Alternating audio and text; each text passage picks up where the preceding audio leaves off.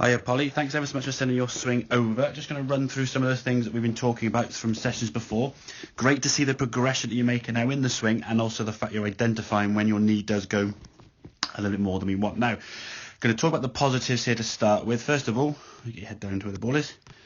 Fantastic posture, really good arm hang, nice amount of knee flex there, distance from the ball very good.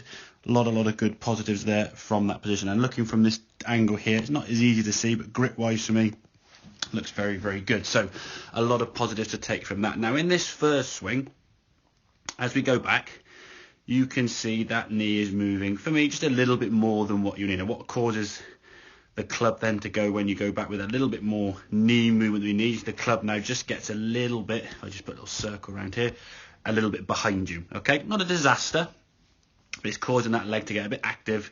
As we said, some of the problems we've seen in the past there with that leg going that way, just lose a bit of stability and a bit of control. Now, top of the backswing, you actually get to a really good position. Now, whether it's because your knee's gone and at the end of this swing you went, oh, I realised I collapsed, whether it's because you realise your knee has gone, you've shortened this swing, I don't know. Because in the next swing where your legs actually move less, you actually get a longer backswing. So that could be the reason why this backswing is a little bit shorter. For me though, the left arm across the shoulders there is really good. You've maintained your posture and your spine angle really nicely.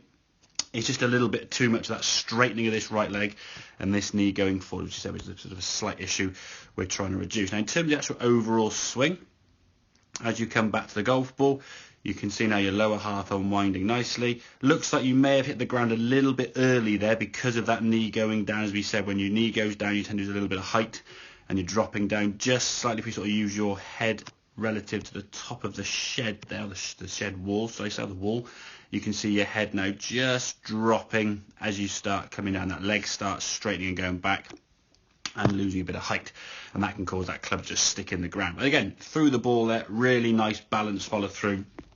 I like that, really good movement. Now, in the second swing, as you can see, you identified you collapsed. In the second swing, I think the actual movement here in the lower half was good. Okay, so we just go back a bit further. That was good.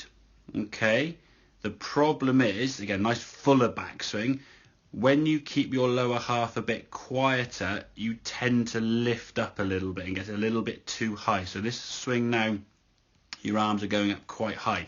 Now, for me, if I was to sort of look at this person here now, most of your weight as a result of this sort of lifting has creeped onto your toes. Now, as you come back down to the golf ball, you can see now you're tipping forward quite a bit there with this downswing. Okay. Now, as again, the weight then still creeps forward onto the toes. You make a fairly good movement through the golf ball there and through into your follow through. But if we just look here at your left foot movement, you can see really fighting. The heels kind of come off the ground. Your toes are digging in to try and keep your balance. And again, even though you had more, so say, stability with the lesser leg movement, I think your balance was a little bit more affected. So really what we're trying to work on, if we sort of zoom this back all the way to the start, I think the movement of the lower half for me needs to actually occur. It just needs to happen a little bit later. I think this leg movement here now could start happening. If you start doing this here now, your knee doesn't need to move that club back. You could get that golf club back to about kind of here, and the knee would probably be somewhere here when the club is sort of up here somewhere. Then the leg would start kicking in naturally, and what that would then do is help your hips to rotate, the knee to work, and only to rotate effectively without you feeling like you're trying to sort of resist it. Okay, it doesn't want to ever feel like you're resisting the knee movement. It's just kind of delaying in which the time the knee goes. So the knees are going to move, as we said before. They're just not moving too early and too much. So I hope that all makes sense. Please feel free, if you want to take some more practice swings out in the garden, send them through. I'll be happy to go through them. I say apologies taking a bit longer to get this through, but from one thing or another, with a few COVID cases and symptoms in the house, we've been a bit of a up and down like a yo-yo, but all good now, so we're back kind of to some, hopefully some normality. But yeah, take some more practice swings. As I say, the main focus point for me now is the actual lower half moving, but not moving too quickly.